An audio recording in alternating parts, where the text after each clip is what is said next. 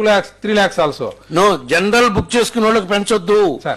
డిస్క్రిమినరీ quota కింద recommendation మీద ఇచ్చే అభిషేకం వస్త్రం డబల్ గా త్రిబుల్ చేయండి.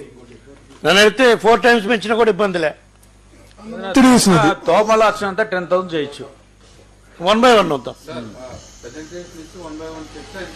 అదే అన్న పక్కరండమ్మా